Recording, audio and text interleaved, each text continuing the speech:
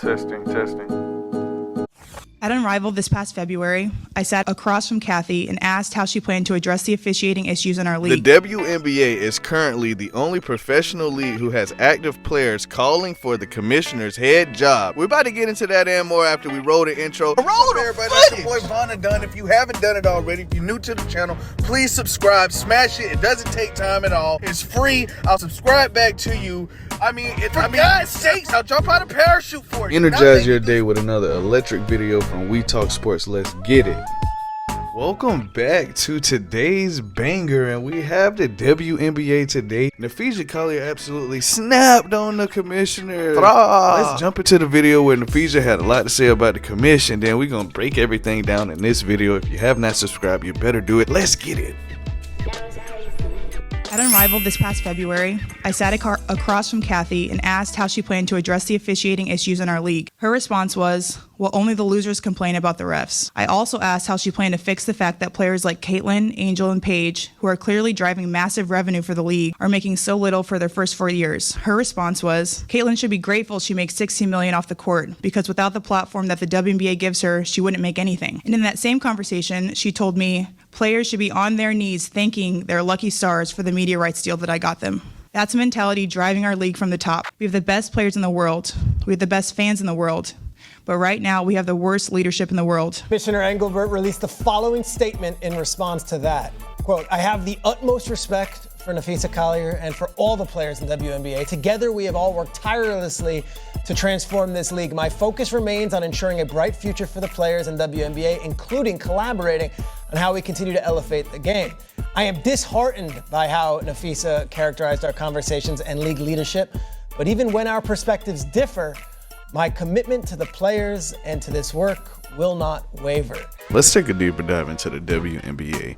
Now, the WNBA is now in CBA negotiations, where last year in 2024, the players actually opted out of the CBA negotiation. Now, this year is set for a whole new CBA negotiations taking place on Halloween, October 31st, and the players are going absolutely insane because of things like Caitlin Clark and Angel Reese bringing in massive revenue but not being able to get paid. They're going to have a new media rights deal. In 2026, they will have a new $2.2 billion deal where it's going to be double the amount of revenue that we already have in the WNBA, and the players do not want to continue on the same path that they are currently on and being paid. With this new deal, they will have a lot more money out there floating and still not being paid. They will completely boycott the WNBA. They are not playing with this commissioner. So these are some of the challenges that these players are facing, and this is the reason why the commissioner is getting backlash. Let's continue with the video.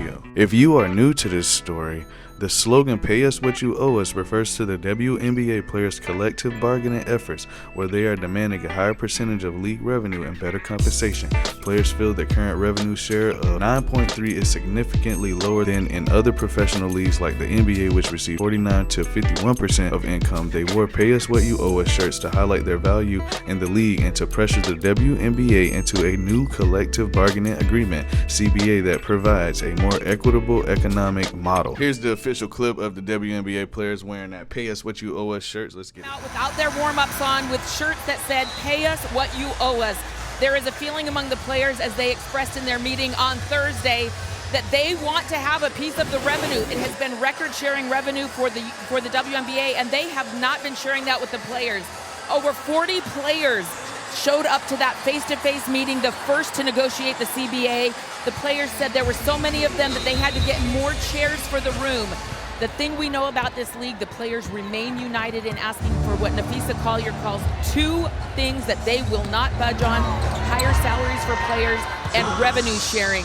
Brianna Stewart, the executive committee, and Neku Ogumake said the talks were important. They thought that they were positive, but they want more from this WNBA, and the players with a strong, unified statement pregame. We all know about the W's expansion, wanting to go from 12 teams to 18 teams by the year 2030. With this happening, there's some things that the girls are raising eyebrows about, one of them being the officiating. Let's take a close look at this right here as we got Alyssa Thomas going in for the steal. The first thing that you notice is she's hitting her arm to go in. Then she makes contact with the leg.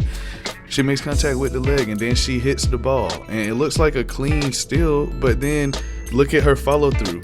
She also hits the body of her. Now, these are 3 body parts that she's hit in trying to steal the ball. Nothing about this play was clean, and it's one of the things that the W is also bringing to the spotlight. They want new officiating and better officiating, and I gotta tell you, if you look at this play, you might want to call this. Y'all let me know what you think about this. I never heard of a commissioner openly saying the things that Napheesa Collier came out and said that Engelbert said. It sounds like she doesn't have the best interest in mind for the players. Other players have came out as well and agreed and sided with Fee or Napheesa Collier. These players are really wanting a change, and with the new deal headed here, $2.2 billion, the players gotta get a piece of that share or the WNBA gonna go up in flames. Y'all let me know what you think about this. This story is electric. I'm gonna keep covering it. Make sure you subscribe, and I'll see you all on the next video.